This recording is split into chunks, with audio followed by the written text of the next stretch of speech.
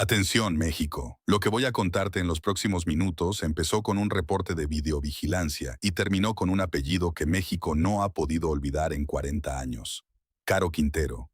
Ese apellido apareció ayer en el Estado de México, salido de la boca de un detenido de 23 años en el municipio de Jilotzingo. Tres hombres. Un cargador con 12 cartuchos útiles, 18 bolsas con hierba verde y una declaración que cambió la noche entera porque uno de ellos dijo ser sobrino de Rafael Caro Quintero, y otro, simplemente, lleva ese apellido. Atención, México. El Valle de México está siendo escenario de algo que no es nuevo, pero que esta semana cambió de forma. El cártel de Caborca, esa estructura que muchos creían contenida en Sonora, acaba de aparecer operando en Jilotzingo. Y el operativo que terminó con 3 detenidos fue coordinado en tiempo real desde un puesto de mando federal en la Ciudad de México, por Omar García Harfuch en persona. No fue casualidad, no fue suerte. Fue la consecuencia directa de una estrategia más amplia que lleva meses ejecutándose en silencio. Pero hay algo que los noticieros de la mañana no te van a contar. Te van a decir que fue un C5 que detectó una camioneta. Te van a decir que fue una persecución que terminó en Rancho Blanco. Te van a decir que se aseguraron 18 bolsas y un cargador. Y todo eso es cierto, pero es el 5% de la historia. Lo que no te van a contar es por qué 3 operadores de Caborca estaban exactamente en ese municipio del Valle de México. Lo que no te van a contar es por qué uno de ellos pronunció el apellido Caro Quintero frente a los agentes en lugar de quedarse callado. Y lo que no te van a contar es que ese apellido, esa declaración, fue exactamente lo que el equipo de Harfuch llevaba semanas esperando escuchar. Esa pregunta tiene nombre en los archivos del secretario. Y al final de este video vas a entender por qué un arresto que parece menor en un municipio que parece secundario, es en realidad la primera ficha visible de algo mucho más grande, algo que tiene un nombre que todavía no se ha dicho en ningún noticiero. Para entender lo que pasó ayer en Jilotzingo, primero necesitas saber quién es el cártel de Caborca y por qué su presencia en el Estado de México no es un accidente geográfico, es un mensaje. Caborca, el municipio del que toma su nombre la organización, está en Sonora, pegado a la frontera con Arizona. 3.000 kilómetros de distancia entre Caborca y Jilotzingo, 3.000 kilómetros que no se cruzan por turismo. Esa célula, fundada y dirigida por Rafael Caro Quintero, hasta su captura en Choa, Sinaloa, en julio de 2022, ha estado en guerra abierta contra los chapitos por el control de las rutas de fentanilo y metanfetamina hacia Estados Unidos. También contra la Malliza, también contra los cazadores y los Salazar, todos vinculados a la estructura de los Chapos.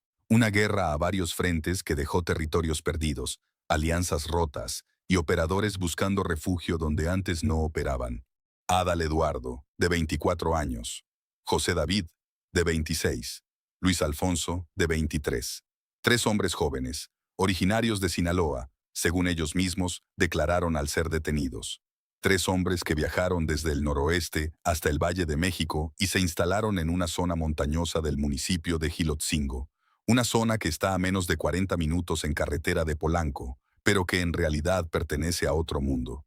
Brechas de tierra, vegetación densa, casas dispersas, comunidades como Rancho Blanco, donde la presencia federal es escasa y donde el control territorial siempre lo ha tenido alguien más. En ese mundo, los 3 operadores creyeron que podían empezar a construir una base de operaciones para extorsión y narcomenudeo sin ser detectados. Creyeron que la distancia geográfica con Sonora los protegía. Creyeron que el apellido Caro Quintero, en lugar de ser una alarma, era un escudo. Ese es el contexto. Eso es lo que estaba pasando antes de que la cámara del C5 captara una persona herida por arma de fuego en la madrugada de Jilotzingo. Y aquí llegamos a la parte más importante de esta historia, porque la captura de Adal Eduardo, José David y Luis Alfonso no fue mala suerte, no fue un error de tránsito. Fue la consecuencia matemática de 3 decisiones que ellos tomaron, una por una, creyendo que cada una los hacía más invisibles, y cada una los hizo más visibles. 3 errores. Te los voy a contar en orden. Error número 1. Hace aproximadamente 3 semanas, según fuentes cercanas a la investigación que hablaron con este canal, la célula que opera en Jilotzingo decidió cambiar el método de comunicación interna. Hasta entonces, usaban aplicaciones encriptadas con rotación de cuentas cada 72 horas, pero el cambio constante les estaba generando problemas operativos, mensajes perdidos, instrucciones contradictorias. Entonces, Tomaron una decisión que pareció inteligente. Adoptaron un solo canal estable, un grupo cerrado en una plataforma menos conocida, con encriptación punto a punto. Pareció inteligente porque centralizó las comunicaciones y redujo los errores internos.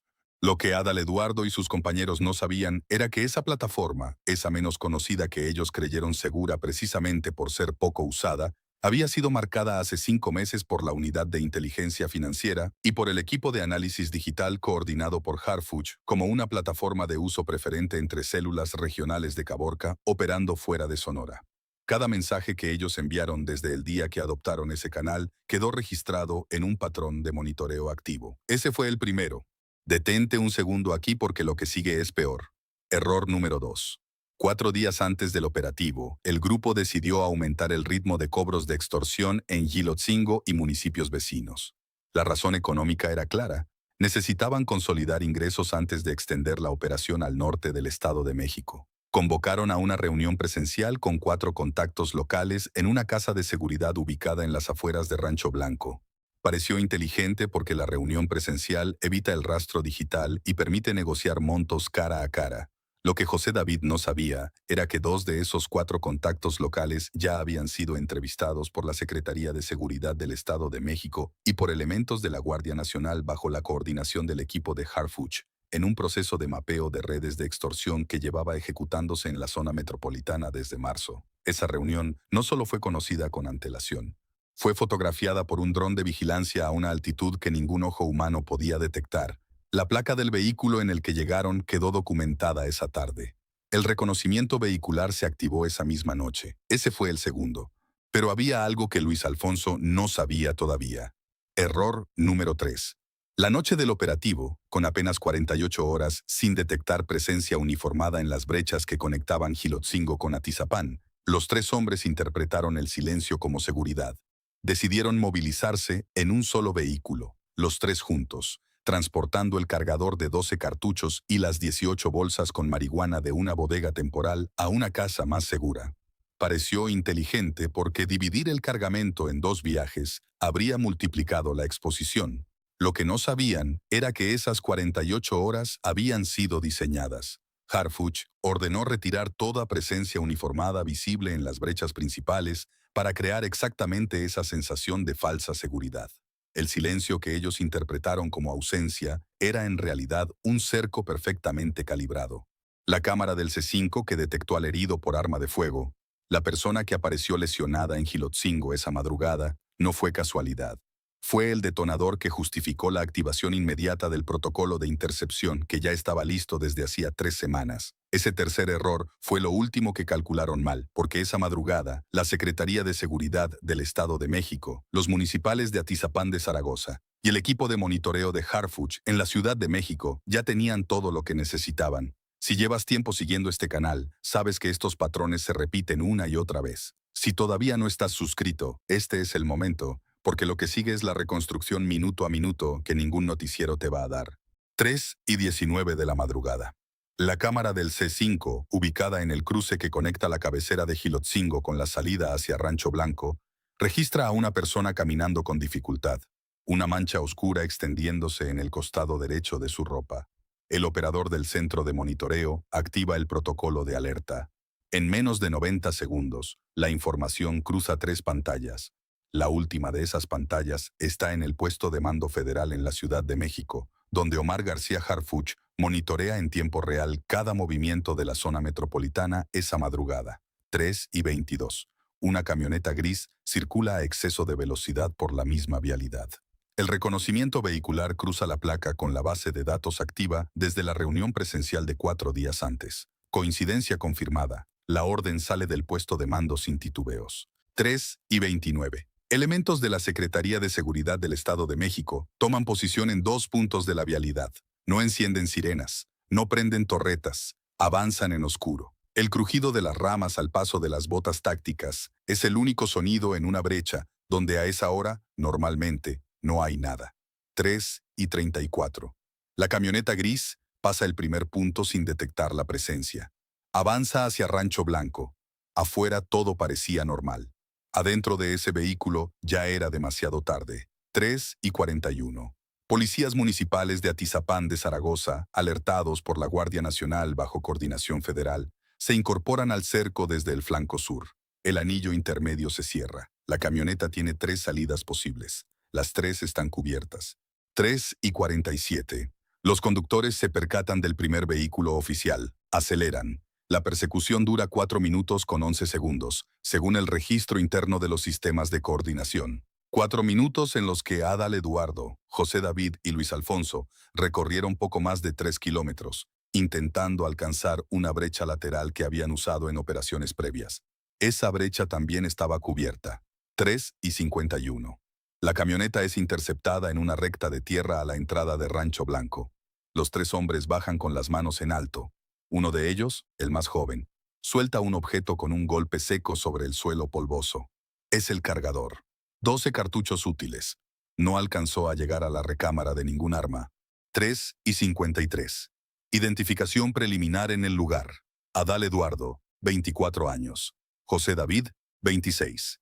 Luis Alfonso, 23. Sinaloenses. La transmisión llega al puesto de mando en la Ciudad de México.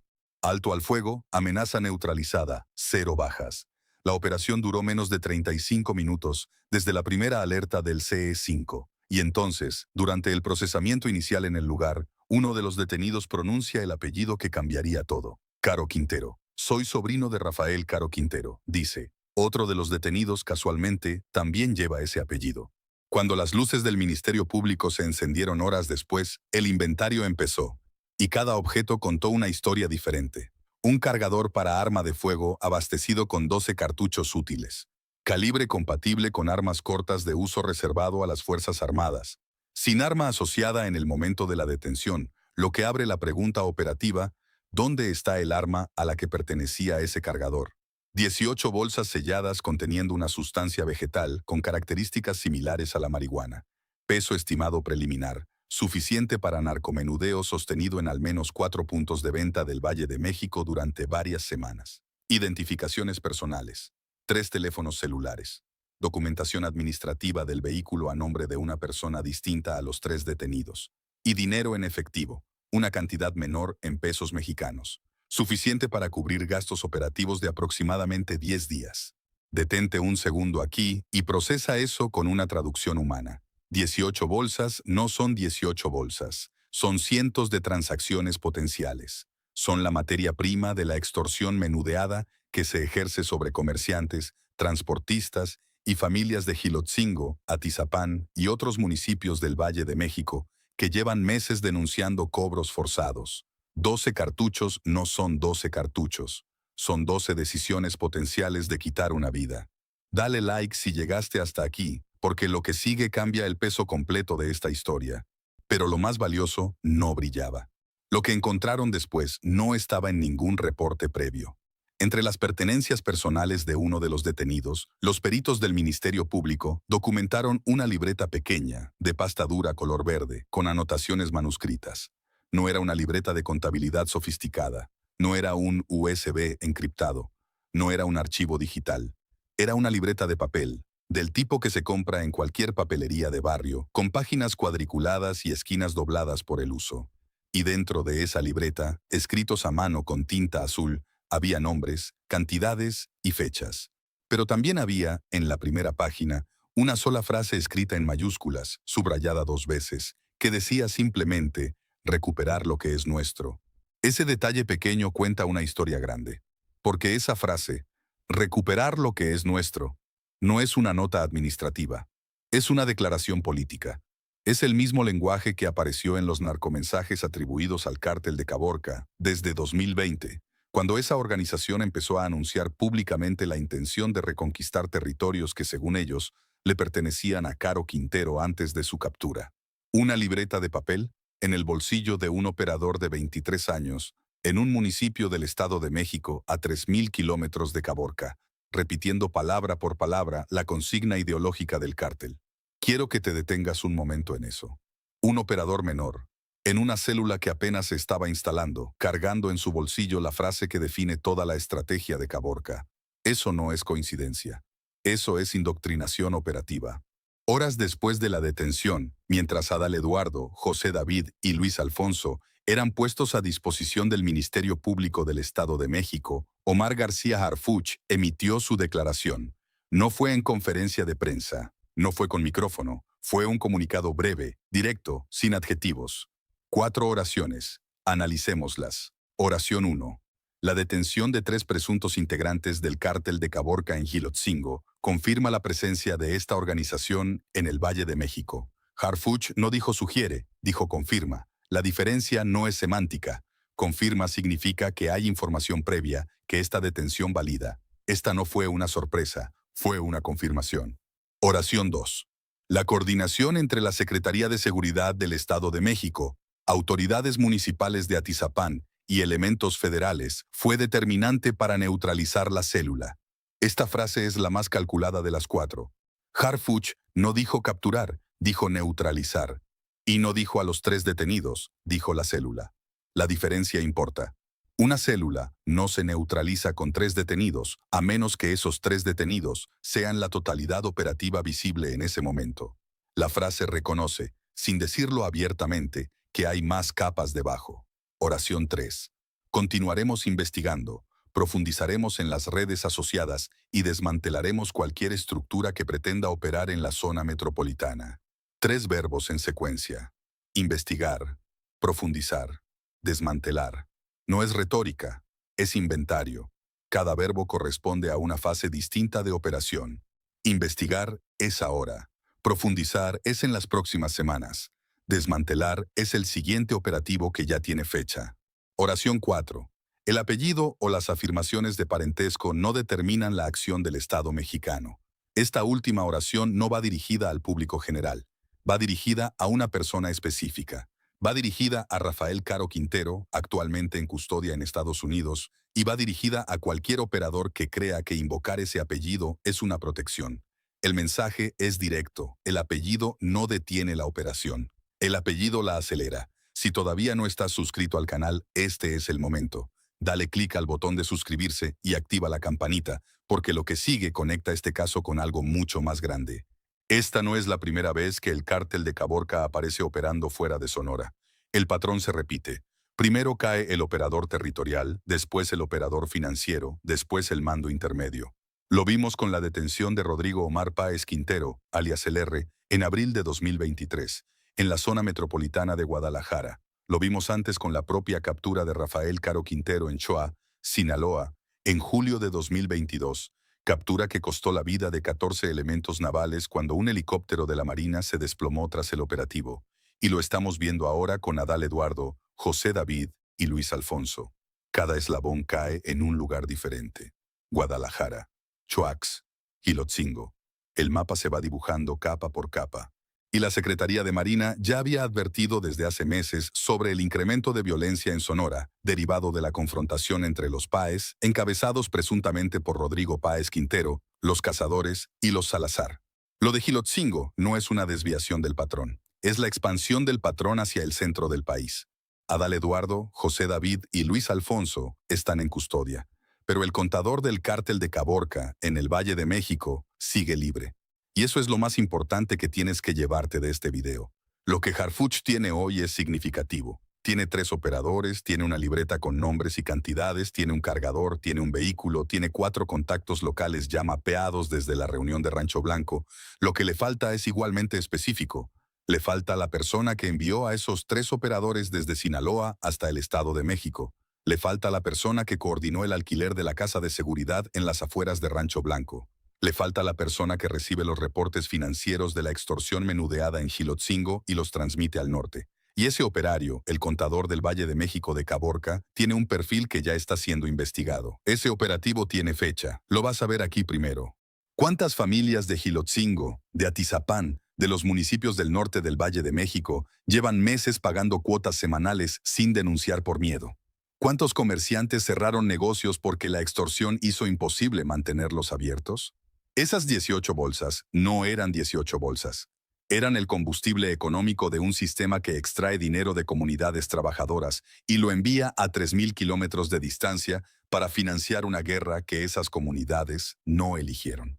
¿Cuántos años más puede aguantar una zona metropolitana viviendo dentro de ese ciclo? Escríbelo en los comentarios. Porque eso es exactamente lo que las autoridades federales están tratando de determinar. Suscríbete ahora. Activa la campanita. Cuando rompa la noticia del siguiente operativo, vas a querer ser el primero en saberlo. Regresa por un momento al inicio de este video. Una cámara del C5 captando a una persona herida por arma de fuego en una madrugada de Gilotzingo. Eso es lo que viste. Ahora sabes que esa imagen no fue el inicio de la historia. Fue el detonador de una operación que llevaba semanas calibrándose en silencio. Adal Eduardo, José David y Luis Alfonso están detenidos. Pero el contador del Valle de México sigue libre. Y el apellido Caro Quintero, pronunciado anoche por un joven de 23 años en una brecha de tierra del Estado de México, no era un escudo. Era una invitación. La historia no terminó en Gilotzingo. Apenas encontró su siguiente capítulo.